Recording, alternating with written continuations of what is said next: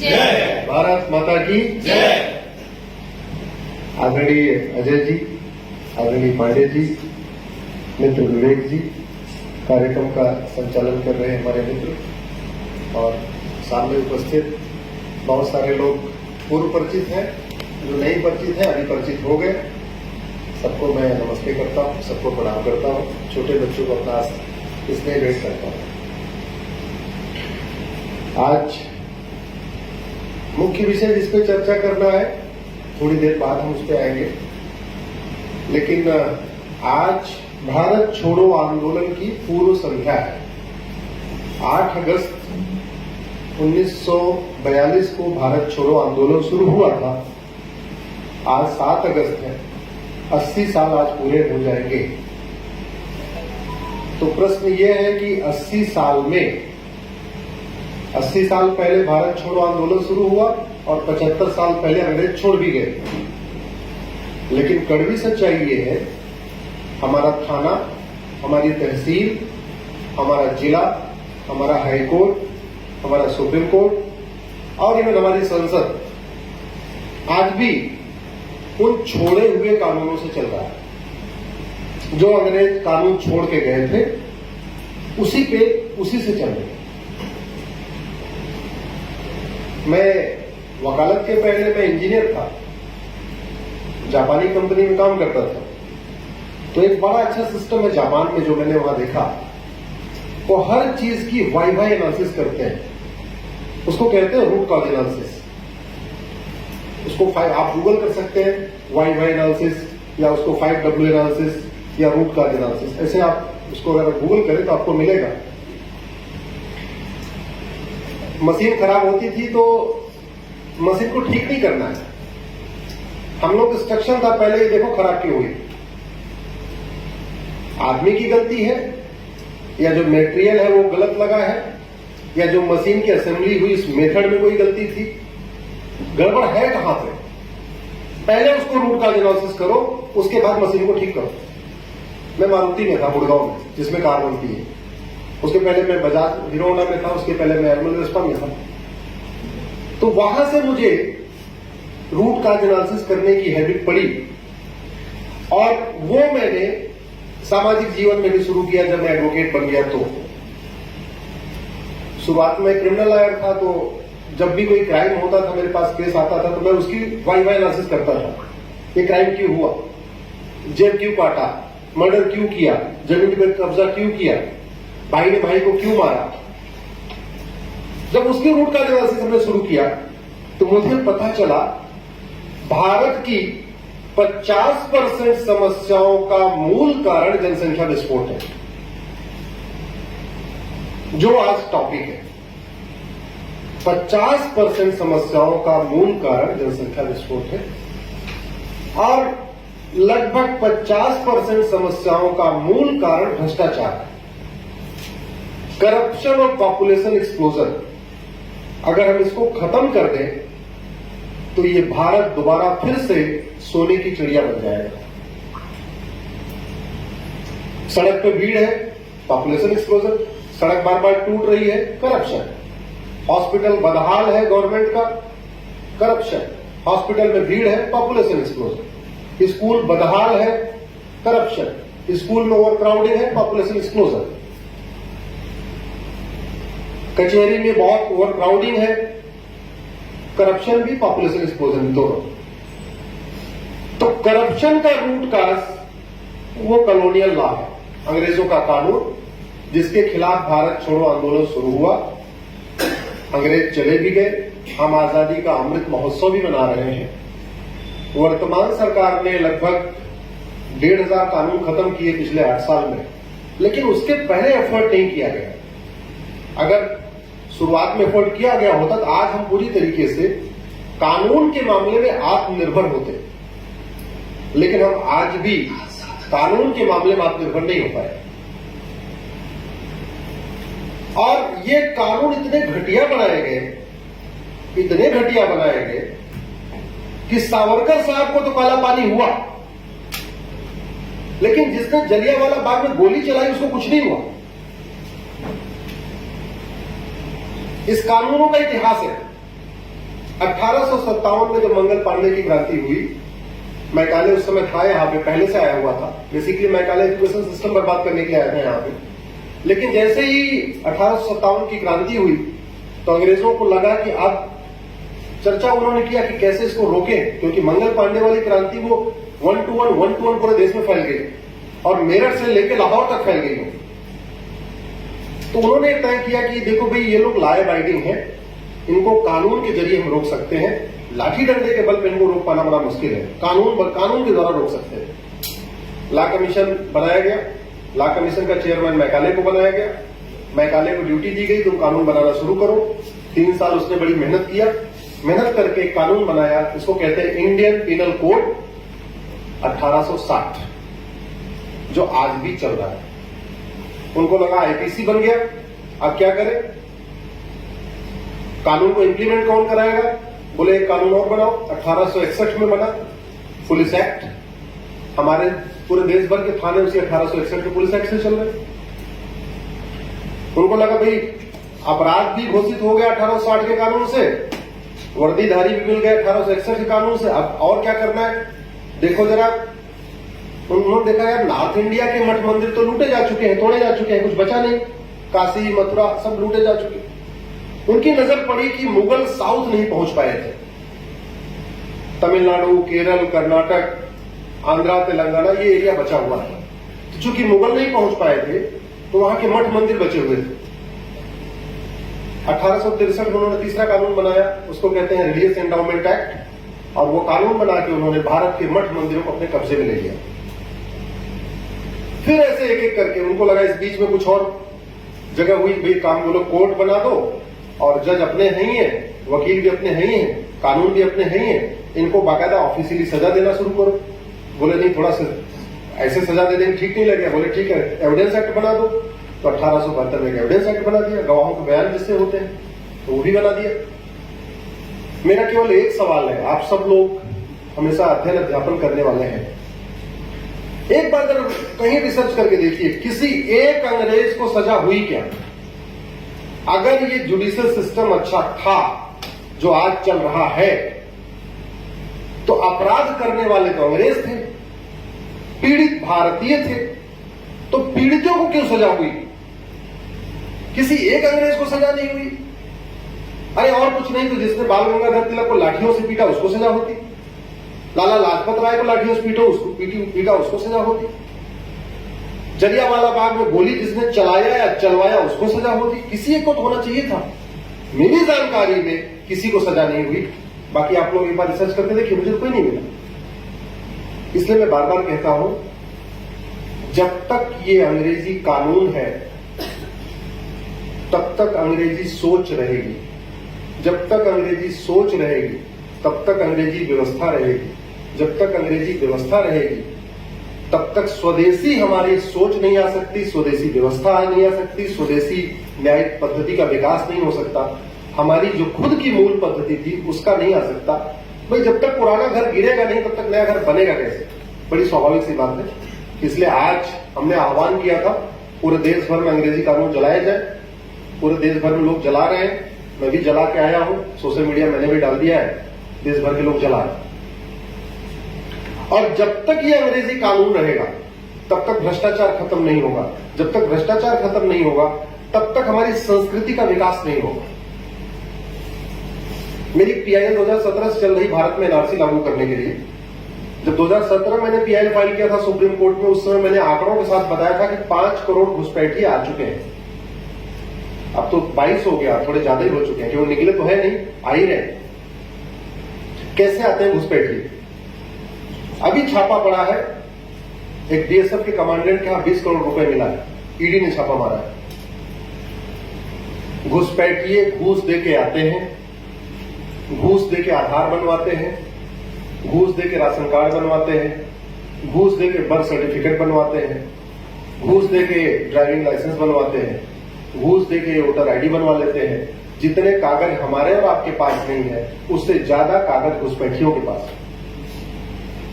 सर्बानंद सोनोवाल जी ने एक पीआईएल किया कि असम में एनआरसी लागू किया जाए। उनकी पीआईएल पे सुप्रीम कोर्ट ने ऑर्डर कर दिया असम में एनआरसी लागू करो। लकली जब वो आए तो एनआरसी चल रही थी वहां पे, मतलब उसके पहले भी चल रही थी, लेकिन इस बीच वो मुख्यमंत्री बन गए। आप खुद कल्पना करिए, अगर मेरी पीआईएल पे सुप्रीम कोर्ट कोई ऑर्डर करेगा तो स्वाभाविक सी बात है, मेरे दिल का मामला होगा ना, मेरे एकदम पैशन का मामला होगा, और मैं ही मुख्यमंत्री बन जाऊं तो मैं उसको इंप्लीमेंट कराने में कोई कोर कसर छोड़ूंगा क्या? नहीं। लेकिन असम के एनआरसी सर्बानंद सोनोवाल जी के टाइम में फेल हो गए। कैसे? डॉक्यूमेंट तो उन्होंने बनवा ही लिए थे। जब रजिस्टर बनने के, एनआरसी होता क्या है, रजिस्टर होता है, उसको डोर टू डोर लेखपाल पटवारी लेके आते हैं। लेखपाल पटवारी आए, फिर उनको 2,000 के नोट पर घुसपैठिया 2,000। लेखपाल पटवारी इतने चालाक, दिन भर में जितने घुसपैठियों का नाम जोड़े उतने असम के लोगों का उसमें से निकाल दे, क्योंकि उन्होंने, उनको लगा कि अगर असम के लोगों का भी नाम रखूंगा, ये सारे असम के साथी हैं यहाँ पे, जो भी किताब जो मैंने लॉन्च किया असम के रहने वाले हैं, वो ज्यादा अच्छी तरीके से समझते हैं। उनको लगा कि जितने घुसपैठियों का, अगर मैंने घुसपैठियों का नाम और असम के लोगों का नाम दोनों जोड़ दिया, असम की पॉपुलेशन बढ़ जाएगी, बड़ा बवाल हो जाएगा। तो दिन भर उन्होंने 10 का जोड़ा, 10 का निकाला, मतलब घुसपैठिए असम के नागरिक बन गए और असम के नागरिक घुसपैठिए हो गए। ये इससे बड़ा एग्जाम्पल आपको क्या मिलेगा कि हमारी संस्कृति के लिए करप्शन कितना बड़ा खतरा है। ये सड़क के किनारे जो अवैध निर्माण आपको मिलते हैं, किसी भी तरीके का निर्माण, याद रखिए, अगर आपको कहीं अवैध निर्माण हो रहा है कि मान के चलिए उसका 1 लाख रुपए थानेदार को पहुंच गया, नहीं तो कुछ नहीं हो सकता। ये कड़वी सच्चाई है। भारत के लिए, भारतीय संस्कृति के लिए, सनातन संस्कृति के लिए बहुत बड़ा खतरा है भ्रष्टाचार, और वो तब तक नहीं खत्म हो सकता जब तक अंग्रेजी कानून चले। अमेरिका में भी एक सजा हुई है, एक व्यक्ति ने 2 शर्ट चुराया था। अगर आप लोग मेरे फेसबुक ट्विटर पे जाएंगे, मैं कहता, मैंने नाम भी ट्वीट किया है, 20 साल सजा हुई उसको, 2 शर्ट चुराया। एक व्यक्ति ने एक दूसरे का अकाउंट हैक कर लिया था, 335 साल सजा हुई है। उदयपुर में जो कन्हैया की हत्या हुई है, अगर अमेरिका में होती तो क्या होता? हमारे देश में कानून क्या है? वो फेडरल पिनल कोड आया हुआ है, गाड़ी में है, धीरे नीचे से।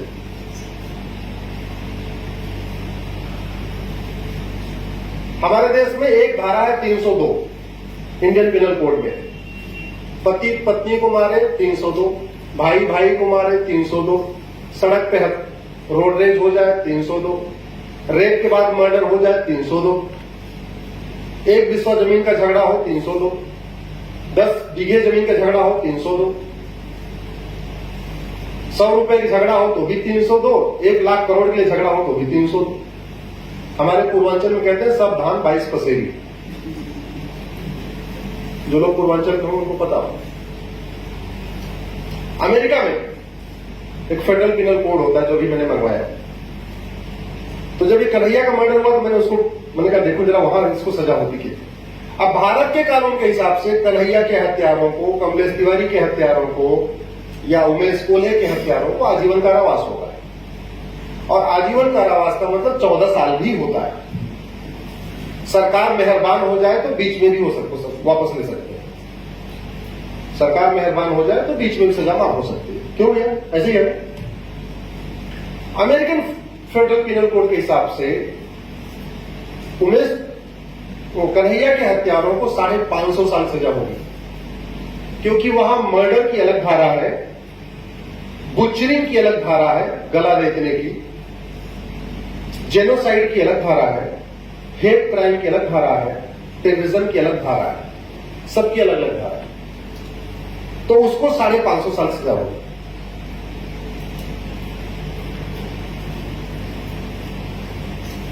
ड्राइवर कितना ही अच्छा हो, अगर गाड़ी घटिया है तो यात्रा सुरक्षित हो सकती है क्या? जब जोर से बोलिए, जोर से बोलिए। ये संवाद हो रहा है ना, एक तरफा थोड़ी है। मिस्त्री कितना ही अच्छा हो, अगर सीमेंट बालू घटिया हो, घर सुरक्षित हो सकता है क्या? नहीं हो सकता। डॉक्टर कितना ही अच्छा हो, दवा घटिया हो, शरीर स्वस्थ हो सकता है क्या? वैसे शासक कितना ही अच्छा हो, कितना ही ईमानदार हो, कितना ही मेहनती हो, कितना ही बढ़िया हो, अगर कानून घटिया होगा तो राष्ट्र सुरक्षित नहीं हो सकता। न अलगाववाद कम होगा, न कट्टरवाद कम होगा, न जिहाद कम होगा, न मजहबी उन्माद कम होगा, कुछ भी कम नहीं होगा। आज की डेट में हमारे प्रधानमंत्री से ज्यादा मेहनती दुनिया का कौन सा शासक है बताइए जरा, है कोई? अमेरिका का है क्या? चाइना का है क्या? सिंगापुर वाला है? हमारे प्रधानमंत्री ज्यादा ईमानदार कोई है? ज्यादा मेहनती, ज्यादा राष्ट्रवादी, ज्यादा डिटरमाइंड कोई है? नहीं है। तो फिर जो समस्या भारत में वो सिंगापुर में क्यों नहीं है? जो समस्या भारत में अमेरिका में क्यों नहीं है? अमेरिका में खुलेआम लोग सर्कल से जुदा करने का नारा कभी सुना आपने? सिंगापुर में सुना? चाइना में सुना? है किसी की हिम्मत? नहीं है। क्योंकि जहां राजतंत्र हो वहां राजा के अच्छे होने से तंत्र अच्छा हो जाएगा, समझिए इसको। लेकिन जहां लोकतंत्र हो और रूल ऑफ लॉ हो वहां लॉ अच्छा होगा तभी रूल अच्छा होगा। जहां रूल ऑफ लॉ है वहां लॉ के अच्छे होने से रूल अच्छा होगा। शासक, प्राइम मिनिस्टर, प्रेसिडेंट के अच्छे होने से नहीं अच्छा होगा। एक व्यक्ति बोले 15 मिनट के लिए पुलिस हटाओ, और ये कानून समझिए, क्रिमिनल साइकोलॉजी, ये कानून दवा की तरीके काम करता है। अगर आप दवा खाएंगे तो आपकी शरीर यथावत नहीं रहेगी, एज इट इज नहीं रहेगी, या तो अच्छी होगी या खराब होगी। अगर आपको सर दर्द है, दवा खाने के बाद या तो ठीक होगा या बढ़ेगा। बुखार है, दवा खाने के बाद या तो ठीक होगा या वो बढ़ेगा। वैसे ही जहां कानून होता है उससे या तो भ्रष्टाचार कम होता है या बढ़ता है, जहां कानून का राज होता है। अराजकता बढ़ेगी या घटेगी, अलगाववाद बढ़ेगा या घटेगा, एज इट इज नहीं रहेगा, यथावत नहीं रहेगा। ये बहुत बेसिक सलाह है। कानून बिल्कुल दवा की तरीके काम करता है। जिस एक गांव में कोई व्यक्ति एक अपराध करे, कठोर कानून हो, 6 महीने के अंदर सजा हो जाए, उस गांव में दोबारा कोई वो अपराध नहीं करेगा। लेकिन एक व्यक्ति ने कुछ अपराध किया, सजा हुई नहीं, ऊपर से प्रधान और बन गया या पार्षद और बन गया, तो याद रखिए 100 लोग वही अपराध करेंगे। एक व्यक्ति बोले 15 मिनट के लिए पुलिस हटा दो, हिंदुस्तान से हिंदू खत्म कर दूंगा, उसको सजा नहीं हो रही। अच्छा, मतलब इससे बड़ा आपको एग्जांपल क्या चाहिए घटिया कानून का?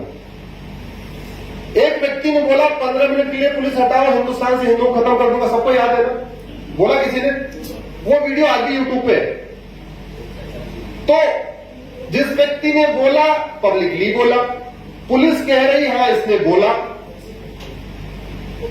जज ने देखा हां बोला, और बाइज्जत बरी हो गया, बाइज्जत बरी हो गया। इससे ज्यादा आपको घटिया कानून का एग्जांपल क्या चाहिए? बिट्टा कराटे कह रहा है मैंने मारा,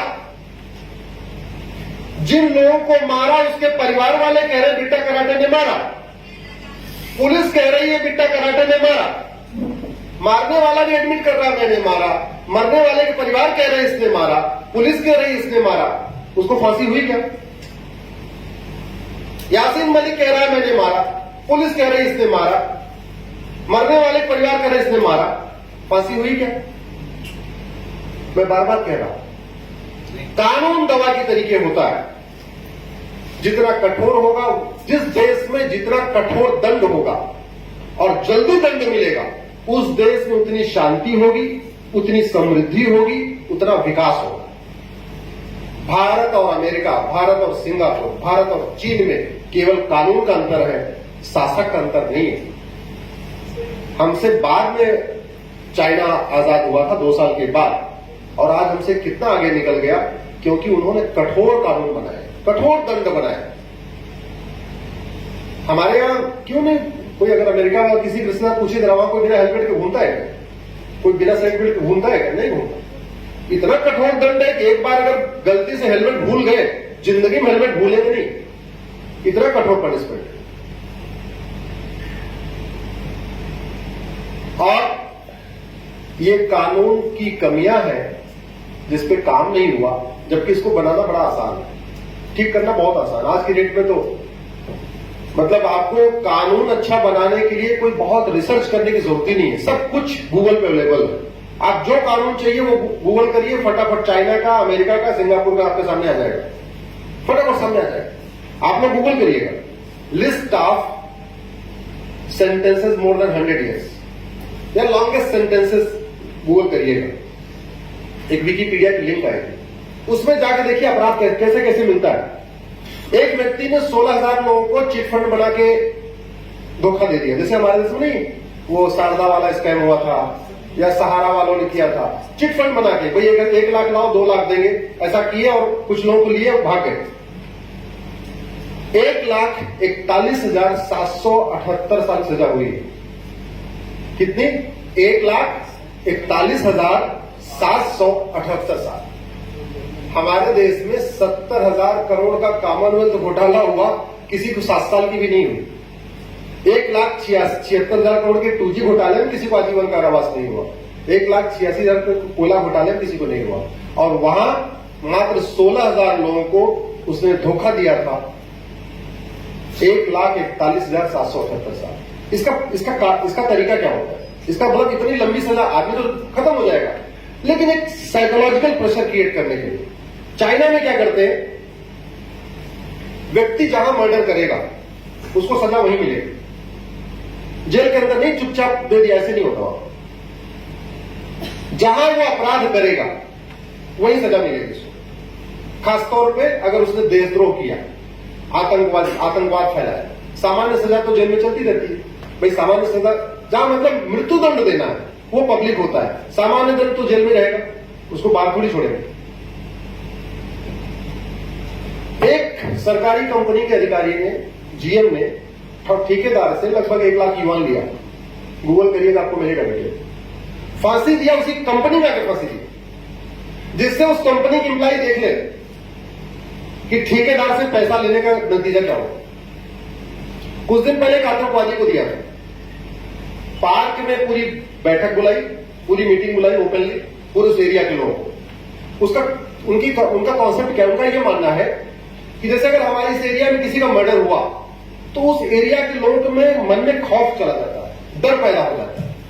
उनका यह मानना है वो डर तभी निकलेगा जब वो लोग उसको मरता हुआ देखेंगे जिसने मारा। तो उसको मारा, उसके फैमिली को बुला लिया था जिसने वो काम किया, 5 गोली मारी, 5 गोली का पर्ची बनाई जो खर्चा आया था, और उसके परिवार को दे दिया कि ये गद्दार था, इसको हमने इतने दिन खिलाया था, उसका ये बजट है, और ये जो 5 गोली अभी मारी है उसका ये खर्चा है। तो क्या इतना पैसा सरकारी खजाने में जमा करें? कोई हिम्मत करेगा क्या? जरा बताइए, कोई हिम्मत करेगा? जोर से बोलिए। नहीं करेगा। सठे साठ्यम समाचरित विदुर नीति है। सठे साठ्यम समाचरित सिद्धांत भारत ने दिया दुनिया को, हमने नहीं अपनाया, दुनिया ने अपना लिया।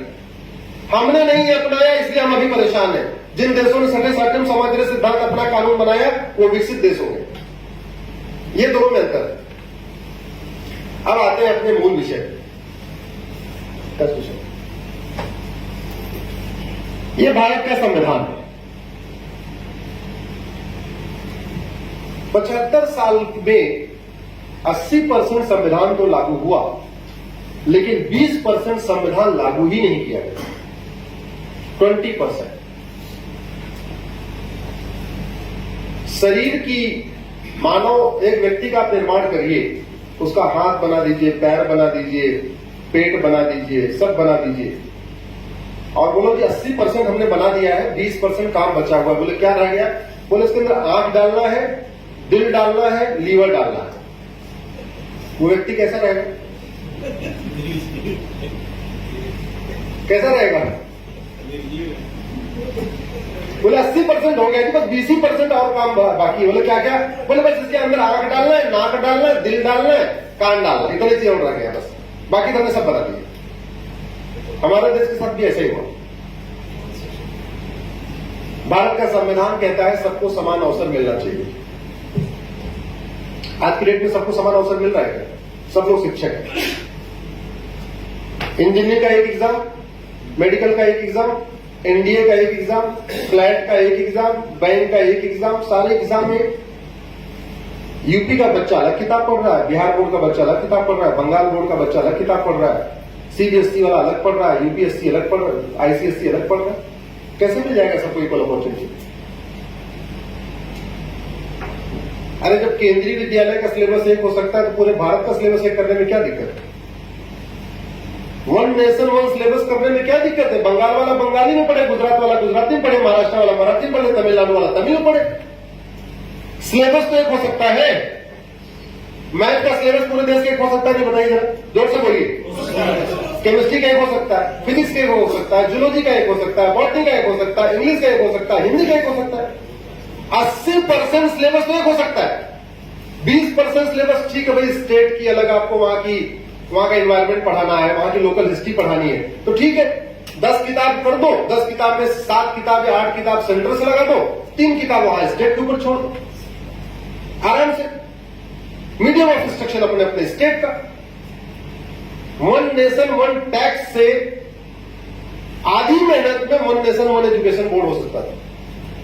वन नेशन वन सिलेबस से आधी मेहनत में वन नेशन वन एजुकेशन हो सकता है। हमने वन नेशन वन टैक्स कर लिया, जो ज्यादा मेहनत वाला काम था, लेकिन वन नेशन वन एजुकेशन नहीं किया, जो कम मेहनत वाला काम था। क्यों? फिर आ गया वो करप्शन। काम नहीं करने के कारण, क्योंकि इस देश में लगभग 1 लाख करोड़ के आसपास कोचिंग माफिया का काम चल रहा है और 1 लाख करोड़ के आसपास स्कूल माफिया का काम चल रहा है।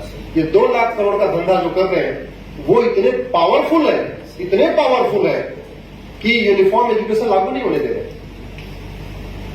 जब तक मेरे बेटे की किताब, मेरे ड्राइवर की बेटे की किताब एक नहीं होगी, तब तक वो दोनों बच्चों में समानता कैसे आएगी, दोनों में दोस्ती कैसे आएगी? जब तक मंत्री और संतरी के बच्चे की किताब एक नहीं होगी, शिक्षक और शिक्षा मंत्री के बच्चे की एक किताब नहीं होगी, वो दोनों इक्वलिटी फील कैसे करेंगे या इक्वल अपॉर्चुनिटी कहां से आएगी? या तो आप एक काम करो, जेई का एक पेपर सीबीएसई के लिए बनाओ, एक आईसीएसई के लिए बनाओ, एक यूपी बोर्ड के लिए बनाओ, एक बिहार बोर्ड के लिए बनाओ, सब पिला लगा बनाओ। जब पेपर एक है तो सिलेबस भी एक होना चाहिए।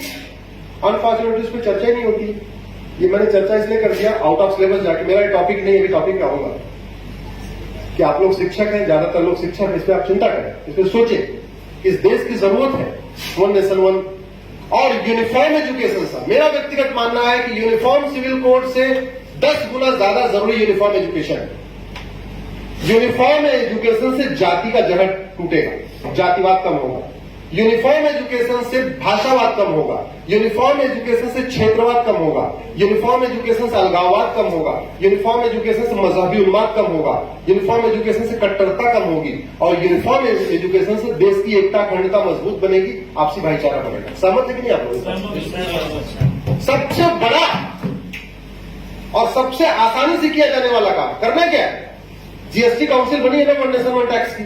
केंद्र के वित्त मंत्री उसके अध्यक्ष हैं, राज्यों के वित्त मंत्री उसके मेंबर हैं।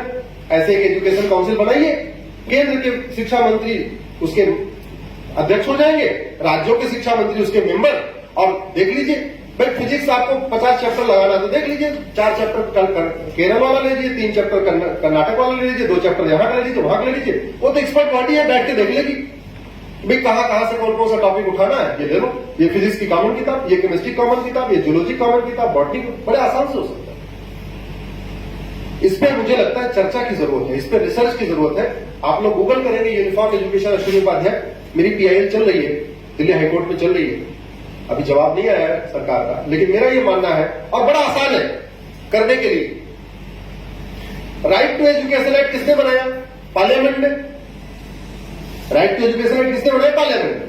उसमें एक शब्द जोड़ना है, इक्वल, एक शब्द जोड़ना है तो बन जाएगा राइट टू इक्वल एजुकेशन। उसमें पढ़ने की उम्र 6 से 14 है, उसको 6 से 18 कर दीजिए। केवल 2 अमेंडमेंट करना है।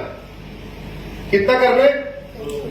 लेकिन वो 2 लाख करोड़ की जो लॉबी है, 1 लाख करोड़ के कोचिंग माफिया और 1 लाख करोड़ के स्कूल माफिया, वो ये 2 अमेंडमेंट नहीं होने दे रहे। वो तभी आएगा जब बुद्धिजीवी, शिक्षक और सब लोग जागरूकता के साथ इस पर लिखना शुरू करेंगे, पढ़ना शुरू करेंगे, बोलना शुरू करेंगे, इसके ऊपर आर्टिकल लिखे जाएंगे, इसके फायदे लिखे जाएंगे। मुझे तो नुकसान कुछ नजर नहीं आता। 70-80% कॉमन हो सकता है, 20% आप राज्यों में छोड़ दीजिए। 7 किताब सेंटर लगा दे, 3 किताब राज्य लगा दे, हो गया 10 किताब, आराम से चल सकता है, आराम से हो सकता है। संविधान मतलब समान विधान, यही तो हुआ। सम्यक विधान, सम विधान, समान विधान, सम्यक विधान। क्या हमारे देश में संविधान चल रहा है? हमारे देश में तो बहुविधान चल रहा है, संविधान नहीं चल रहा है, बल्कि क्या चल रहा है? यार मैं आप लोग बोलते रहिए जरा, ये कोई वो रैली थोड़ी है कि एक तरफा बात होगी। बहुविधान चल रहा है। लड़के लड़की की शादी की उम्र अलग, और लड़की में भी हिंदू की बेटी की शादी की उम्र और मुसलमान की बेटी की शादी की उम्र। मतलब अगर मेरी 2 बेटियां हो, उसमें एक अगर हिंदू से शादी करना चाहे तो वो 18 साल के बाद हिंदू शादी कर पाएगी, लेकिन दूसरी वाली छोटी वाली जो 9 साल की है वो शादी कर सकती है। वो अगर वो मुस्लिम बन के शादी करना चाहे कर सकती है। ये संविधान है क्या? इस देश में संविधान नहीं चल रहा है, इस देश में वास्तव में बहुविधान चल रहा है। और लंबी चर्चा के बाद आया, मैंने कहा ना 80% संविधान लागू कर दिया, बोले 20% 80% तो कर दिया, बचा क्या? 20% बचा। वो 20% में समान शिक्षा बचा हुआ है। आपको लगता है सबसे आत्मा है कि नहीं? समान शिक्षा तो संविधान की आत्मा है, समान नागरिक संहिता संविधान की आत्मा है। दिल है वो। लड़के लड़की की शादी की उम्र अलग,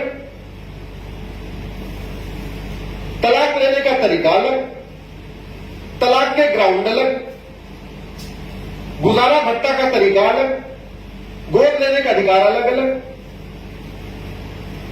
मेरी 2 बेटी है नहीं, बता रहा हूं, हमारे 2 बेटे बेटे हैं।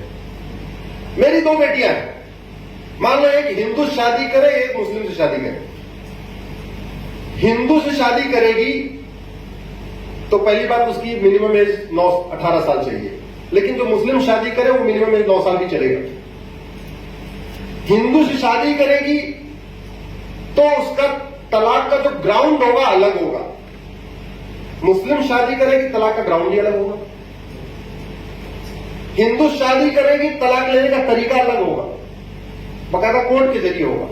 मुस्लिम शादी करेगी तो तलाक मौखिक होगा। हिंदू शादी करेगी तो उसको गोद लेने का अधिकार मिलेगा, मुस्लिम शादी करेगी उसको गोद लेने का अधिकार नहीं रहेगा। हिंदू शादी करेगी तो तलाक के बाद गुजारा भत्ता मिलेगा, मुस्लिम शादी करेगी तो केवल मेहर की रकम मिलेगी, एक बार 1 टाइम मिलती है, गुजारा भत्ता नहीं मिलेगा। हिंदू शादी करेगी वसीयत का इक्वल राइट होगा, मुस्लिम शादी करेगी वसीयत का इक्वल राइट नहीं होगा। हिंदू शादी करेगी विरासत का इक्वल राइट होगा, मुस्लिम शादी करेगी विरासत का इक्वल राइट नहीं होगा। मतलब क्या भैया, क्या दोष क्या उस बेटी का?